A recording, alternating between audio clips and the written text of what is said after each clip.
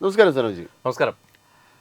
കഴിഞ്ഞ ദിവസങ്ങളിലാണ് കൊല്ലം Kattilkadavu post office പരിധിയിൽ നിന്ന് ഒരാളെ, ഒരു ബംഗ്ലാദേശി പൗരനെയും അയാളുടെ ഭാര്യയും കൂടി അറസ്റ്റ് ചെയ്ത് കൊണ്ടുപോയത്.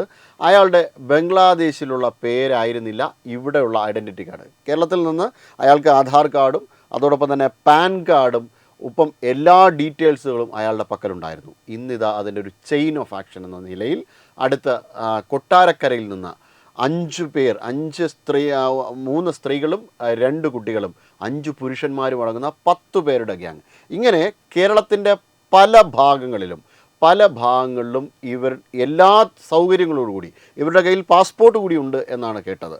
ഈ ബംഗ്ലാദേശി പൗരന്മാരുടെ കയ്യിൽ പാസ്പോർട്ട് സഹിതം ഉണ്ടായിരുന്നു. അതോടൊപ്പം തന്നെ ഇവിടെ ബിസിനസ് നടത്തുവാൻ വേണ്ടിയിട്ടുള്ള എല്ലാ തരത്തിലുള്ള സർട്ടിഫിക്കേഷൻസ് ഉണ്ടായിരുന്നു, പാൻ കാർഡ് ഉണ്ടായിരുന്നു, ഡീറ്റെയിൽസുകളെല്ലാം തന്നെ ഉണ്ടായിരുന്നു.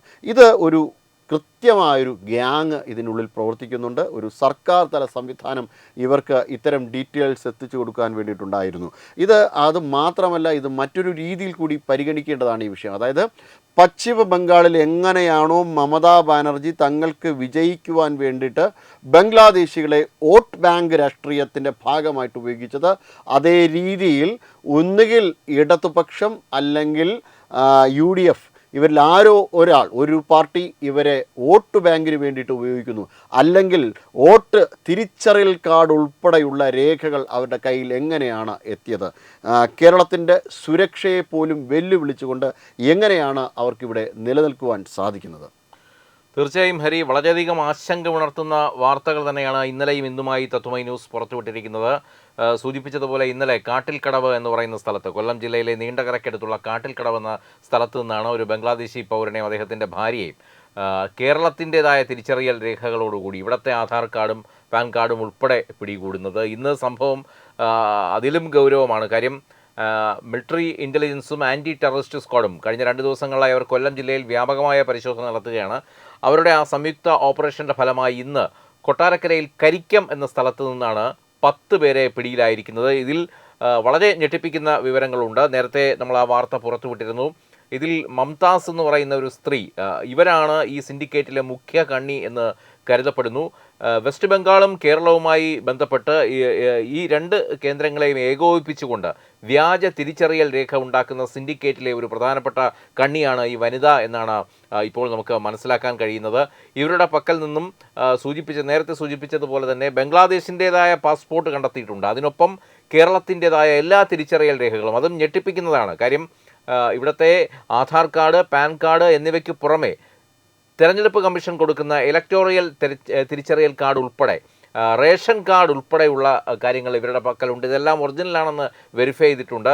മാത്രമല്ല, കേരള സ്റ്റോപ്പ് ആൻഡ് എസ്റ്റാബ്ലിഷ്മെൻറ്റിൻ്റെ അംഗീകൃതമായ ലൈസൻസ്, ഇവിടെ കട നടത്തുന്നതിന് വേണ്ടി ഇവർക്കൊരു ടീ സ്റ്റോൾ, നീണ്ടകരയിൽ ഒരു ടീ സ്റ്റോൾ നടത്തുന്നതിന് വേണ്ടിയുള്ള ലൈസൻസ് ഉൾപ്പെടെയുള്ള കാര്യങ്ങൾ, അത് കൊല്ലം ഭരണകൂടമാണ്, എനിക്ക് തോന്നുന്നു അവിടുത്തെ പ്രാദേശിക ഭരണകൂടം നൽകിയ സർട്ടിഫിക്കറ്റാണ് എന്ന് വ്യക്തമാക്കുന്ന രീതിയിലുള്ള രേഖകൾ തന്നെയാണ് പുറത്തു വന്നിരിക്കുന്നത്. അത്യന്തം ഞെട്ടിപ്പിക്കുന്ന കാര്യങ്ങൾ തന്നെയാണ്. എങ്ങനെയാണ് ബംഗ്ലാദേശി പൗരത്വമുള്ള, അവിടുത്തെ പാസ്പോർട്ട് കൈവശം ഇപ്പോഴും വച്ചിരിക്കുന്ന ഇത്തരം ആളുകൾ? ഒരു കാര്യം കൂടെ ഉണ്ട് ഹരി, കാര്യം ഇവരെ അണ്ടർ എസ്റ്റിമേറ്റ് ചെയ്ത് തള്ളിക്കളയാനാകില്ല. കാര്യം ഇവർ താമസിക്കുന്നത് അത്തരത്തിലുള്ള സ്ഥലത്താണ്. അന്വേഷണത്തിൽ കൂടുതൽ വ്യക്തമായിരിക്കുന്നത് ഈ സ്ക്രാപ്പുകൾ കൂട്ടിയിട്ടിരിക്കുന്ന സ്ഥലത്തുള്ള ടെൻറ്റിലാണ് ഇവർ താമസിക്കുന്നത്. കൂടുതൽ അന്വേഷിക്കുമ്പോൾ മനസ്സിലാകുന്നത് 15,000 രൂപ, അതായത് 15,000 റുപ്പീസാണ് ഇതിൻ്റെ വാടക. ഈ ഒരു ടെൻറ്റിൻ്റെ, ടെൻറ്റെന്ന് വെച്ചാൽ ഒരു ചെറിയൊരു സ്ലം ഏരിയ പോലെ നമുക്ക് മനസ്സിലാകും. നമ്മൾ കാണാറുണ്ട് നാട്ടിൽ പല സ്ഥലങ്ങളിലും ഇത്തരത്തിൽ ആക്രി സാധനങ്ങൾ, സ്ക്രാപ്പുകൾ കൂട്ടിയിട്ടിരിക്കുന്ന സ്ഥലങ്ങൾ, അതിന് സമീപത്തായി താമസിക്കുന്ന ഇത്തരം ആൾക്കാർ. അപ്പോൾ എന്തായാലും ഇനി ഇവരുടെ മേലൊരു നിരീക്ഷണം വേണമെന്നുള്ളൊരു സൂചന കൂടിയാണ് ഈ അന്വേഷണം നൽകുന്നത്. 15,000 രൂപ കൊടുത്തെടുത്ത കെട്ടിടത്തിനുള്ളിലാണ് ഇവർ ഇത്തരത്തിൽ താമസിച്ചുകൊണ്ടാണ് ഈ പരിപാടികളൊക്കെയും ചെയ്തിരുന്നത്. മാത്രമല്ല, ഇവിടെ വലിയ രീതിയിൽ ഈ വ്യാജ രേഖകൾ നിർമ്മിച്ചു കൊടുക്കുന്ന ഒരു പ്രവർത്തനം തന്നെയാണ് നടന്നിരുന്നതെന്നാണ് ഇപ്പോൾ അന്വേഷണത്തിൽ മനസ്സിലാകുന്നത്. എന്തായാലും നേരത്തെ സൂചിപ്പിച്ചതുപോലെ മിലിറ്ററി ഇൻ്റലിജൻസും ആൻറ്റി ടെററിസ്റ്റ് സ്ക്വാഡ് ATS ചേർന്ന് സംയുക്തമായി നടത്തിയ ഓപ്പറേഷൻ്റെ ഫലമായിട്ടാണ് ഇവർ ഇന്നിപ്പോൾ പിടിയിലായിരിക്കുന്നത്. അതും എല്ലാവിധമായ ഈ വ്യാജരേഖകളും അവരുടെ കയ്യിൽ നിന്ന് പിടിച്ചെടുത്തിട്ടുണ്ട്. നിരവധി പേർക്ക് ഇവർ ഉണ്ടാക്കി വച്ചിരുന്ന വ്യാജരേഖകൾ പിടിച്ചെടുത്തിട്ടുണ്ട്.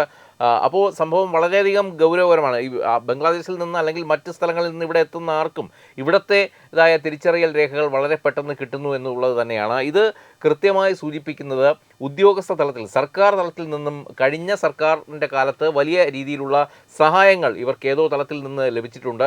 ഒരു ഉദ്യോഗസ്ഥ ലോബിയുടെ സഹായമില്ലാതെ ഇത്രയധികം തിരിച്ചറിയൽ രേഖകൾ, അതും ഒറിജിനൽ തിരിച്ചറിയൽ രേഖകൾ ഇവർ ഉണ്ടാക്കിയെടുത്തത് എങ്ങനെയാണ് എന്നുള്ളതാണ് ഇപ്പോൾ സംശയത്തിൻ്റെ മുനയിൽ കൊണ്ടു നിർത്തിയിരിക്കുന്നത്. എന്തായാലും ഈ പറഞ്ഞതുപോലെ ATSഉം MIയും ചേർന്ന് ഇവരെ പിടികൂടി ലോക്കൽ പോലീസിൽ, കൊട്ടാരക്കര പോലീസിൽ ഇവരെ ഏൽപ്പിച്ചിട്ടുണ്ട്. തുടർ അന്വേഷണങ്ങൾക്കായി കൊട്ടാരക്കര പോലീസിലേക്കാണ് ഇവരെ എത്തിച്ചിരിക്കുന്നത്. അവിടെ നിന്നും ഇനി മറ്റെന്തെങ്കിലും ഇടപെടലുണ്ടായി ഇവർ പുറത്തു പോകുമോ എന്നുള്ളൊരു ആശങ്ക ഇപ്പോൾ ഉണ്ട്. എന്നാലും ഇത് MI ഒക്കെ റിപ്പോർട്ട് സമർപ്പിച്ച സാഹചര്യത്തിൽ കേന്ദ്രം വളരെ ഗൗരവത്തോടു കൂടി തന്നെയാണ് ഈ ഒരു വിഷയത്തെ സമീപിക്കാൻ പോകുന്നതെന്നാണ് നമുക്ക് മനസ്സിലാക്കാൻ കഴിയുന്നത്. ഹരി, എന്തായാലും ഇത്തരത്തിൽ അതീവ ഗുരുതരമായിട്ടുള്ള ഒരു എന്താ പറയുക നിർവഹണത്തിലുള്ള ഒരു അലംഭാവം അതിൽ മാറ്റിവെച്ചുകൊണ്ട്, അതിനെല്ലാം മാറ്റിവെച്ചുകൊണ്ട് ബംഗ്ലാദേശികളെ ഇവിടെ സ്ഥിരതാമസമാക്കുവാൻ വേണ്ടിയിട്ട് ഏൽപ്പിക്കുമ്പോൾ പല തീവ്രവാദ സംഘടനകളും ഇവരെയാണ് സ്ലീപ്പർ സെല്ലുകളായിട്ട് ഉപയോഗിച്ചുകൊണ്ടിരുന്നത്. രാജ്യത്തെ മുൾമുനയിൽ നിർത്തിക്കൊണ്ട് ഇത്തരത്തിലുള്ള തീരുമാനങ്ങൾ എടുക്കുവാൻ ഇവരെ പ്രേരിപ്പിക്കുന്ന ഘടകം എന്താണ്? കഴിഞ്ഞ 15 വർഷക്കാലത്തെ പശ്ചിമ ബംഗാളിൻ്റെ ഒരു ചരിത്രം പരിശോധിച്ചു കഴിഞ്ഞാൽ ഇവർ പല സ്ഥലങ്ങളിൽ നിന്നായിട്ട് ഭീകരവാദികൾക്ക്, അതായത് പാകിസ്ഥാൻ ഭീകരവാദികൾക്ക് അവിടുത്തെ റൂട്ട് മേപ്പുകളടക്കം റോഡ് മേപ്പുകളടക്കം ഉള്ള എല്ലാ സൗകര്യങ്ങളും എല്ലാ സാഹചര്യങ്ങളെക്കുറിച്ചും പറയുകയും അവർക്കിതിൻ്റെ തെളിവുകളടക്കം കൊടുക്കുകയും ഒക്കെ ചെയ്തിരുന്നു. അത്തരത്തിലുള്ള ഒരു പശ്ചാത്തലം ഇവർക്കുണ്ട്. അങ്ങനെയുള്ള സാഹചര്യത്തിലാണ് ഇവിടെ കേരളത്തിൽ ഈ ഒരു അലംഭാവം കാണിച്ചിരിക്കുന്നത്. ഇന്നലെ കൊല്ലത്ത് കാട്ടിൽക്കടവിലാണെങ്കിൽ ഇന്ന് കൊട്ടാരക്കര, ഇനി മറ്റു പല ഭാഗങ്ങളിൽ നിന്നും ഇത്തരത്തിലുള്ള ബംഗ്ലാദേശികൾ ഉയർന്നു വരേണ്ടിയിരിക്കുന്നു. അതോടൊപ്പം തന്നെ ഇവർ പരസ്യമായിട്ടാണ് ഈ മയക്കുമരുന്ന് ലോബി, ഇവരുടെ നേതൃത്വത്തിലുള്ള മയക്കുമരുന്നുകൾ ഉപയോഗിച്ചത്. അപ്പോൾ ഈ രീതിയിലുള്ള ദൃശ്യങ്ങളൊക്കെ തന്നെ കേരളത്തിൽ വലിയ വൈറലാണ്. അങ്ങനെ ഇരിക്കെ എങ്ങനെയാണ് ഇവർക്കിവിടെ താമസിക്കുവാൻ കഴിയുന്നത്? ഒപ്പം ഇവരുടെ ഒരു ട്രാക്ക് റെക്കോർഡ് പരിശോധിച്ചാൽ ഈ ഭീകരവാദ പ്രവർത്തനങ്ങളുടെയൊക്കെ സാഹചര്യത്തിൽ എന്തുകൊണ്ട് ഇതിനെക്കുറിച്ചൊന്നും ഒരു ചെക്കിംഗ് നടത്തുവാൻ വേണ്ടിയിട്ട് ഇതുവരെയും ഇവരാരും തന്നെ തയ്യാറാകാത്തതിൻ്റെ പിന്നിൽ ലക്ഷ്യങ്ങൾ എന്തായിരിക്കാം? വോട്ട് ബാങ്കാണോ, അല്ലെങ്കിൽ മറ്റെന്തെങ്കിലും ആണോ? അല്ലെങ്കിൽ 2035 കേരളത്തിൻ്റെ ഒരു ഡീമോഗ്രഫി ചേഞ്ച് ഉണ്ടാകുന്ന തരത്തിൽ അവരെ കൊണ്ടുവന്ന് പാർപ്പിച്ച് ഇതൊരു പാകിസ്ഥാനാക്കി മാറ്റിയെടുക്കുകയാണോ ഇവരുടെ ലക്ഷ്യം? അല്ല, തീർച്ചയായിട്ടും ഹരി, പലവിധമായ സംശയങ്ങൾ അതിൽ നമ്മൾക്ക് ഉന്നയിക്കേണ്ടിയിരിക്കുന്നു. അതിൽ ഏറ്റവും പ്രധാനമായി നമ്മൾ സംശയിക്കുന്നത് ഈ വോട്ട് ബാങ്ക് രാഷ്ട്രീയം തന്നെയാണ്. കാര്യം നേരത്തെ പറഞ്ഞതുപോലെ വെസ്റ്റ് ബംഗാളിൽ മുമ്പ് മമത സ്വീകരിച്ച നടപടി ഒരുപക്ഷെ അത് ഇവിടുത്തെ സഖാക്കന്മാർ സ്വീകരിച്ചോ അല്ലെങ്കിൽ ഇവിടുത്തെ UDFകാർ സ്വീകരിച്ചോ എന്നുള്ളത് ഇനി അന്വേഷണത്തിലൂടെ തെളിയേണ്ട കാര്യമാണ്. ഉറപ്പിക്കാതെ നമുക്ക് ആർക്ക് നേരെയും വിരൽ ചൂണ്ടാനാകില്ല. എങ്കിലും ഇത് ശക്തമായ സംശയത്തിന് ഇട നൽകുന്ന സാഹചര്യങ്ങൾ തന്നെയാണ്. ഇത്രയധികം തിരിച്ചറിയൽ രേഖകൾ നൽകുമ്പോൾ ഇവിടെ അവർക്ക് ഒരു വോട്ട്, അതായത് ഇവർക്ക് ഇലക്ഷൻ കമ്മീഷന്റെ തിരിച്ചറിയൽ രേഖ വരെ ഇവരുടെ കയ്യിലുണ്ടെന്ന് പറയുമ്പോൾ ഇവിടുത്തെ വോട്ട് ബാങ്ക് വർദ്ധിപ്പിക്കുക, അവരുടേതായ ശൈലിയിൽ ഉണ്ടാക്കിയെടുക്കുക എന്നുള്ളൊരു ഒരു തരത്തിലുള്ള ഒരു മാനിപ്പുലേറ്റിംഗ് ഇതിനകത്ത് മണക്കുന്നുണ്ട്. വോട്ട് ചോരി എന്ന് പറയുന്നത് ഇതാണ് എന്നുള്ളതാണ് ഇപ്പോൾ തെളിയുന്നത്. എന്തായാലും ഈ അന്വേഷണം മുന്നോട്ട് പോകേണ്ടതായിട്ടുണ്ട്. കൂടുതൽ തെളിവുകൾ പുറത്തു വരേണ്ടതായിട്ടുണ്ട്. ഒരുപക്ഷേ ഈ ബംഗ്ലാദേശിൽ നിന്നുള്ളവരെ അധികം സംശയിക്കത്തക്ക ഇടയില്ലാതെ തന്നെ അവർക്കിവിടെ നിലനിന്ന് പോകാം. പക്ഷേ പാകിസ്ഥാനികൾക്കാണെങ്കിൽ അവരുടെ മേൽ എപ്പോഴും ഒരു കണ്ണുണ്ടാകും. ഇപ്പം പോലീസ് അതിൽ ശ്രദ്ധ ചെലുത്തിയില്ലെങ്കിൽ പോലും സിവിലിയൻസ് അവരുടെ മേൽ ചില ശ്രദ്ധ ചെലുത്താറുണ്ട്. പക്ഷേ ഇത്തരത്തിലുള്ള ഈ ബംഗ്ലാദേശികളിലൂടെ വരുമ്പോൾ അവർ പൂർണ്ണമായും ബംഗ്ലാദേശികളാണോ അതോ വെസ്റ്റ് ബംഗാളിൽ നിന്നുള്ളവരാണോ എന്ന് തിരിച്ചറിയാൻ കഴിയില്ല. അതുകൊണ്ട് തന്നെ സിവിലിയൻസിനും വലിയ സംശയത്തിന് ഇട നൽകാതെ അത്തരത്തിലാണ് ഇവരുടെ പാർപ്പിട സംശയമൊക്കെ. ഞാൻ നേരത്തെ സൂചിപ്പിച്ചതുപോലെ ഈ സ്ക്രാപ്പുകൾ കൂട്ടിയിട്ടിരിക്കുന്നതിനടുത്ത് നമ്മളിവിടെ കാണാറുണ്ട് ഒരുപാട് ഹിന്ദിക്കാർ ഇത്തരത്തിൽ കുടിൽ വ്യവസായവുമായി ഇവിടെ എത്താറുണ്ട്. ഇത്തരത്തിലുള്ള ഉപജീവന മാർഗം അന്നുള്ള ചില കാര്യങ്ങളിലൂടെ ഇപ്പോൾ നമ്മളെ പാർക്കിംഗ് ഏരിയകളിൽ അല്ലെങ്കിൽ ഈ ട്രാഫിക് മേഖലകളിലൊക്കെ വണ്ടി നിർത്തുമ്പോൾ നിരവധി കച്ചവടങ്ങളുമായി നമ്മളെ സമീപിക്കുന്ന ചില ആളുകളുണ്ട്. അപ്പോൾ അവരെ അടക്കം നമ്മൾ ഇനി സംശയിക്കേണ്ടിയിരിക്കുന്നു. അവരുടെ ഉൾപ്പെടെയുള്ള ഒരു ബാക്ക്ഗ്രൗണ്ട് ചെക്ക് ഉടനടി കേരളത്തിൽ നടത്തേണ്ടിയിരിക്കുന്നു. ഇവരൊക്കെ എവിടെ നിന്ന് വരുന്നു, എന്ത് ഉദ്ദേശത്തോടു കൂടി ഇവിടെ വരുന്നു, എന്താണ് ഇവരുടെ യഥാർത്ഥ ഐഡൻറ്റിറ്റി, ഇത്തരം കാര്യങ്ങളിൽ ഒരു കൃത്യമായ ഒരു ചെക്ക്, ഒരു സ്ക്രൂട്ടിനി ചെക്ക് നടത്തേണ്ട ഒരു സമയം അതിക്രമിച്ചിരിക്കുന്നു എന്നുള്ളതാണ് ഈ ഒരു സംഭവ വികാസങ്ങളൊക്കെ തന്നെയും വിരൽ ചൂണ്ടുന്നത്. എന്തായാലും ഇപ്പോൾ ഈ മിലിറ്ററി ഇൻ്റലിജൻസും ആൻറ്റി ടെററിസ്റ്റ് സ്ക്വാഡും ഒക്കെ വളരെ ശക്തമായി, വളരെ ജാഗരൂകരായി തന്നെ ഈ കാര്യത്തിൽ പ്രവർത്തിക്കുന്നത് കൊണ്ട് മാത്രമാണ് ഇത്തരം ചില സത്യങ്ങൾ പുറത്തു വരുന്നത്.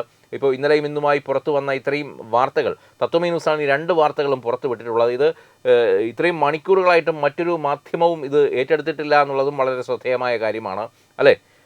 മണിക്കൂറുകളായി നമ്മൾ ആദ്യത്തെ വാർത്ത പുറത്തുവിട്ടിട്ട്, പക്ഷേ ഇതുവരെയും കേരളത്തിലെ മാധ്യമങ്ങൾ ഇപ്പോഴും മറ്റ് ചില കാര്യങ്ങൾക്ക് പിന്നാലെയാണ്. അവരുടെ ഡെയിലി ഉള്ള അജണ്ട തികയ്ക്കുന്നതിൻ്റെ ഭാഗമായി അവർ മുന്നോട്ട് പോയിക്കൊണ്ടിരിക്കുകയാണ്. പക്ഷേ രാജ്യത്തിൻ്റെ സുരക്ഷയെ ബാധിക്കുന്ന, അല്ലെങ്കിൽ കേരളത്തിൻ്റെ സുരക്ഷയെ ബാധിക്കുന്ന ഇത്തരം വാർത്തകളൊന്നും മറ്റു മാധ്യമങ്ങളിൽ ഇതുവരെയും കണ്ടില്ല എന്നുള്ളതാണ് ഏറെ സത്യമായ ഒരു കാര്യം.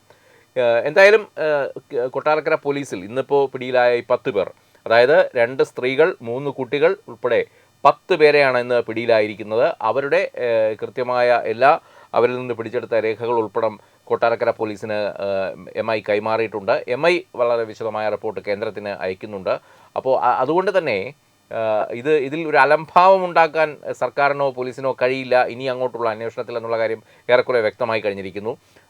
ഇനി പുറത്തു വരാനുള്ളത് ഇതിലും വലിയ സ്ഫോടനാത്മകമായ സംഭവ വികാസങ്ങളാണോ എന്നുള്ളതാണ് ഇപ്പോൾ ഒരു ആശങ്കയ്ക്ക് ഇട നൽകുന്നത്. ഹരി, അത് മാത്രമല്ല, ഈ 2047 കൂടി ഇന്ത്യയെ അല്ലെങ്കിൽ കേരളത്തെ എങ്കിലും ഒരു ഇസ്ലാമിക രാജ്യമാക്കുവാൻ വേണ്ടിയിട്ടുള്ള ശക്തമായ നീക്കങ്ങൾ നടക്കുന്നുണ്ട് എന്ന് ആദ്യമായി പറഞ്ഞത് BJP-ക്കാരോ RSS-കാരോ ഒന്നുമല്ല. അത് ഇവിടുത്തെ ഇടതുപക്ഷത്തിൻ്റെ മുഖ്യമന്ത്രിയായിരുന്ന VS അച്യുതാനന്ദനാണ്. VS അച്യുതാനന്ദൻ ഇത് പറഞ്ഞതിന് ശേഷം നടക്കുന്ന സംഭവങ്ങളുടെ ഒരു നീണ്ട നിരയൊന്ന് നമുക്കൊന്ന് ഇരുത്തി, 2006-2007 സമയത്താണ് ഇത് പറയുന്നത്. അതെ, അതിനുശേഷം 2047 ഇന്ത്യ പിടിക്കുമെന്ന് ഇത്ര കോൺഫിഡൻസ് ആയിട്ടാണ് ജമാഅത്തെ ഇസ്ലാമിയുടെയും SDP-യുടെയും ഒക്കെ നേതാക്കന്മാർ പറയുന്നത്. തീർച്ചയായിട്ടും അവരുടെ വളരെ കൃത്യമായിട്ടുള്ള ഒരു അജണ്ട ഇതിൻ്റെ പിന്നിലുണ്ട്. അവർക്ക് ഭാരതമൊന്നും പിടിക്കാൻ പറ്റില്ല, പക്ഷേ അവർ ലക്ഷ്യം വയ്ക്കുന്നത് ഈ ദക്ഷിണ ഭാരതമാണ്. ഈ ദക്ഷിണ ഭാരതത്തിൽ പല സ്ഥലങ്ങളിൽ നിന്നായിട്ട് ആൾക്കാരെ കൊണ്ടുവന്ന് താമസിപ്പിച്ച്, അല്ലെങ്കിൽ ബംഗ്ലാദേശികളെ ഇവിടെ കൊണ്ടുവന്ന് താമസിപ്പിച്ച് ഡെമോഗ്രഫിക്കൽ ചേഞ്ചസ് നടത്തി ഏതെങ്കിലും ഒരു രാജ്യത്തിൻ്റെ ഒരു യുദ്ധം, അതായത് പാകിസ്ഥാൻ്റെ യുദ്ധം എന്തെങ്കിലും ഭാരതത്തിന് നേരെ ഉണ്ടാവുകയാണെങ്കിൽ തീർച്ചയായിട്ടും ആ സമയം ഇത് കൂടുതൽ ആക്റ്റീവ് ആകുകയും നമ്മുടെ സൗത്ത് ബ്ലോക്കിനെ മൊത്തത്തിൽ ഭാരതത്തിൽ നിന്ന് അടർത്തി മാറ്റുവാനുള്ള കട്ടിംഗ് സൗത്ത് ക്യാമ്പയിൻ അവർ നടത്തിക്കൊണ്ടേ ഇരിക്കുകയാണ്. അപ്പോൾ ഇത് ഈ തരത്തിൽ ഇവരുടെ അജണ്ട വളരെ കാര്യക്ഷമമായി തന്നെ മുന്നോട്ട് പോയിട്ടുണ്ട്. ഇത് NIA പട്യാല കോടതിയിൽ സമർപ്പിച്ചതാണ്. ആ കാര്യങ്ങൾ ഓരോന്നോരോന്നായി പുറത്തു വന്നുകൊണ്ടേ ഇരിക്കുന്നു എന്നതാണ് ഇതിൻ്റെ ഏറ്റവും പ്രധാനപ്പെട്ട കാതലായിട്ടുള്ള വസ്തുത എന്ന് പറയുന്നത്. സനുജി, അതെ ഹരി, ഇപ്പോൾ കഴിഞ്ഞ പിണറായി വിജയൻ സർക്കാരിൻ്റെ കാലത്താണ് ഈ അന്യസംസ്ഥാന തൊഴിലാളികളെ അതിഥി തൊഴിലാളികൾ എന്നുള്ള ഓമനപ്പേരിൽ വിളിക്കാൻ തുടങ്ങിയത്. ആതിഥേയത്വമൊക്കെ നല്ലത് തന്നെ, പക്ഷേ വിളിച്ചിരുത്തുന്ന അതിഥിയുടെ ബാക്ക്ഗ്രൗണ്ട് ചെക്ക് കൂടി നടത്തി വേണം. ഒരുപക്ഷെ ഈ കൊണ്ടുവരുന്ന അതിഥിയെ സ്വീകരിച്ച് കൊണ്ടുവരുന്നവർ തന്നെയാണ് ഇതിലെ കുറ്റവാളികളെങ്കിൽ നമുക്കൊന്നും പറയാൻ പറ്റില്ല. ഇപ്പോൾ അത് അന്വേഷണത്തിൽ തെളിയേണ്ട കാര്യമാണ്. എന്തു തന്നെയായാലും ഈ കേരളം ഇപ്പോൾ പെരുമ്പാവൂർ പോലുള്ള സ്ഥലം നമുക്കറിയാം. രാവിലെയൊക്കെ ഒരു 6 മണിക്കും 4 മണിക്കും, എന്തിന് പെരുമ്പാവൂർ, തിരുവനന്തപുരത്ത് പോത്തങ്കോട് ജംഗ്ഷനിൽ രാവിലെ പോയാൽ മതി. രാവിലെ ഒരു 5 മണിക്കും 6 മണിക്കും ഇടയ്ക്ക് നമ്മൾ പോത്തങ്കോട് വഴി സഞ്ചരിക്കുകയാണെങ്കിൽ ഇതൊരു മിനി ബംഗാളാണോ ബംഗ്ലാദേശാണോ എന്നൊക്കെ നമുക്ക് തോന്നിപ്പോവും. ആ രീതിയിലാണ് അവിടുത്തെ ഒരു ഒറ്റ മലയാളിയെ പോലും നമുക്ക് റോഡിൽ കാണാൻ കഴിയില്ല. കച്ചവടക്കാരാകട്ടെ, അവിടെ ബസ് കാത്ത് നിൽക്കുന്നവരാകട്ടെ, ബസ്സിൽ കയറി പോകുന്നവരാകട്ടെ, മറ്റു വാഹനങ്ങളിൽ വന്നിറങ്ങുന്നവരാകട്ടെ, ഇതൊക്കെയും അത്തരത്തിലുള്ള മുഖങ്ങളുള്ളവരാണ്. അവർക്കൊന്നും ഈ സാധാരണക്കാരായ ആൾക്കാർക്ക് ജീവിക്കേണ്ട എന്നുള്ളതല്ല, പക്ഷേ അതിനിടയിൽ നുഴഞ്ഞു കയറുന്ന ഇത്തരത്തിലുള്ള ആൾക്കാരെ കൃത്യമായി തിരിച്ചറിയണം. അവരുടെ ഉദ്ദേശശുദ്ധി എന്താണെന്ന് മനസ്സിലാക്കണം. ഈ പറഞ്ഞതുപോലെ രാഷ്ട്രവിരുദ്ധമായ അല്ലെങ്കിൽ വിധ്വംസക പ്രവർത്തനങ്ങൾ നടത്താനായി ഇറങ്ങി തിരിച്ചവരാണെങ്കിൽ അവരെ കൃത്യമായി പിടികൂടി അതിന് തക്കതായ ശിക്ഷ നൽകണം. അതിനുവേണ്ടിയുള്ള സംവിധാനങ്ങളാണ് ഇവിടെ ഉണർന്നു പ്രവർത്തിക്കേണ്ടത്. പക്ഷേ നിർഭാഗ്യവശാൽ നമ്മുടേതായ സംവിധാനങ്ങളൊന്നും അതിന് പര്യാപ്തമല്ല എന്ന് വീണ്ടും വീണ്ടും തെളിയിച്ചുകൊണ്ടിരിക്കുകയാണ്. ഇപ്പോൾ നേരത്തെ സൂചിപ്പിച്ചതുപോലെ മിലിറ്ററി ഇൻ്റലിജൻസും ATS ഒക്കെ ഉണർന്നു പ്രവർത്തിക്കുന്നത് കൊണ്ടാണ് ഇത്തരത്തിലുള്ള കാര്യങ്ങളൊക്കെ പുറത്തു വരുന്നത്. അല്ലാതെ ഇവിടുത്തെ നമ്മുടെ നിയമ സംവിധാനങ്ങൾ ഇത് വളരെ ഈ പറഞ്ഞതുപോലെ മുക്കിന് ഹെൽമറ്റിൻ്റെ പെറ്റി അടിക്കാനും രാത്രി ഒരു ജീപ്പിൽ കയറി റോന്തു ചുറ്റാനും മാത്രമാണ് കേരള പോലീസ് എന്ന് നമുക്ക് ചില സമയങ്ങളിൽ തോന്നിപ്പോവും അല്ലേ? അല്ലാതെ മറ്റ് എന്ത് തരത്തിലുള്ള പരിശോധനയാണ് ഇത്തരത്തിലുള്ള ആൾക്കാരുടെ ഇടയിൽ കേന്ദ്രീകരിച്ച് ഇവിടെ നടത്തുന്നുണ്ട്? ഞാൻ കഴിഞ്ഞ ദിവസം നമ്മുടെ ചർച്ചയിലും ഹരിയോട് സൂചിപ്പിച്ചിട്ടുണ്ടായി. നമ്മുടെ കൂടുതലൊന്നും പോകണ്ട, തിരുവനന്തപുരത്ത് കോവളം ബീച്ചിലേക്കൊന്ന് പോവുക. അവിടെ ഒരുപാട് കടകൾ പ്രവർത്തിക്കുന്നുണ്ട്. ആ കടകളൊക്കെ തന്നെ തദ്ദേശീയരായ ആൾക്കാരുടെ കടകളാണ്, പക്ഷേ പലതും റെൻ്റഡാണ്. അപ്പോൾ ഇത് വലിയ വില കൊടുത്ത് പാട്ടത്തിനെടുത്തിരിക്കുന്നത് കാശ്മീരിൽ നിന്നൊക്കെ ഉള്ളവരെയാണ്. അപ്പോൾ ഇവിടെ വന്ന് ഈ കാശ്മീരിൽ നിന്ന് ഇവിടെ എത്തി താമസിക്കുന്ന ഇവരുടെയൊക്കെ ബാക്ക്ഗ്രൗണ്ട് എന്താണ്? ശരിക്കും പറഞ്ഞാൽ ഇവരുടെയൊക്കെ തിരിച്ചറിയൽ രേഖ കോവളം പോലീസ് സ്റ്റേഷനിൽ ഏൽപ്പിക്കണമെന്നാണ്. പക്ഷേ അങ്ങനെ ഒരു ചെക്കിംഗ് നടന്നിട്ടുണ്ടോ എന്നുള്ള കാര്യമൊക്കെ സംശയിക്കേണ്ടിയിരിക്കുന്നു. എന്തായാലും ഇപ്പോൾ ഈ പരിശോധന കേരളത്തിൽ ഇനി വരും ദിവസങ്ങളിൽ വ്യാപകമാകും. അതിനനുസരിച്ച് നമുക്ക് കൂടുതൽ വിവരങ്ങൾ ലഭ്യമാകും. മറ്റൊരു മാധ്യമങ്ങളും ഈ വാർത്തകൾ തന്നില്ലെങ്കിലും ഞങ്ങൾ കൃത്യമായി ഇതിൻ്റെ പിന്നാലെ തന്നെയുണ്ട്. ഇതിൻ്റെ കൂടുതൽ സത്യാവസ്ഥ പ്രേക്ഷകരിലേക്ക് എത്തിക്കുന്നതായിരിക്കും.